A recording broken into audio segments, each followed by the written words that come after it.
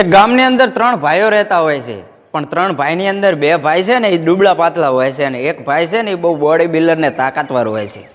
બનવાકાળ બને છે એવું કે એ ગામની અંદર એક સિંહ આવે છે, અને સિંહ રહ્યો ને એ સીધો એક કૂવાની અંદર પડી જાય છે, અને કૂવાનું પાણી છે ને એ આખું ગામ પીતું હોય છે.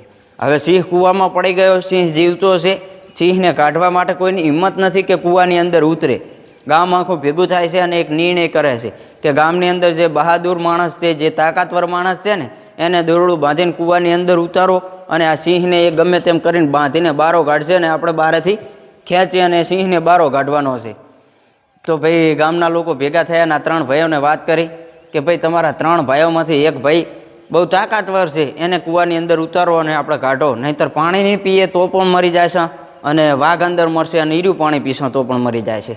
ગામનો નિર્ણય થયો, ત્રણેય ભાઈની વાતચીત કરી અને ત્રણેય ભાઈની નક્કી કર્યું કે કાંઈ વાંધો નહીં, હું અંદર ઉતરીશ. જે તાકાતવર માણસ હતો એ કે અંદર હું ઉતરીશ, પણ મારી એક શરત છે કે જે તમે દોરડું પકડો ને એ દોરડું પહેલાં મારા બે ભાઈઓ પકડશે ને એના પછીનું જે દોરડું છે ને એ આખા ગામના લોકો પકડે તો જ હું કૂવામાં ઉતરું, ન કે બાકી હું ના ઉતરું. તો ગામના લોકો કે કાંઈ વાંધો નહીં, તારા ભાઈને રાખજે પહેલાં, બરાબર. તો ગામની અંદર કૂવો હતો, ત્યાં આગળ જ્યાં દોરડું નાખ્યું અને ભાઈને અંદર ઉતાર્યો. અંદર ઉતાર્યો એટલે ભાઈની તાકાતના પ્રમાણે એ સિંહને એની પકડી લીધો, અને ગામના લોકો ધીરે ધીરે દોરડું ખેંચી રહ્યા હતા. બનવાકાળ બને છે એવું કે થોડુંક કૂવાથી સહેજ બારું રહેશે એટલે સિંહ બહુ તાકાતવર હોય છે, તો આમ તેમ કરીને છૂટવાની કોશિશ કરે છે. એટલે ગામના લોકો આ દ્રશ્ય જોઈ જાય છે. ધીરે ધીરે પેલો સિંહ બારો આવતો હોય છે, એટલે ગામના લોકો છે ને દોરડું મૂકીને ભાગવા માંડે છે. એક બે છટકી જાય છે. દોરડું મૂકીને ભાગવા માંડે છે ત્યારે પેલો તાકાતવર માણસ રહ્યો ને એ સિંહને હલવા નથી દેતો ને પકડી રાખે છે, અને પછી બૂમ પાડે છે કે તમે લોકો ભાગશો નહીં, સિંહને મેં પકડી લીધો છે.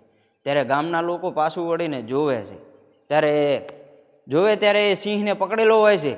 પણ મહત્વની વાત એ છે કે ગામના લોકો જે હતા ને એ બધા દોરડું મૂકીને ભાગી ચૂક્યા હોય છે.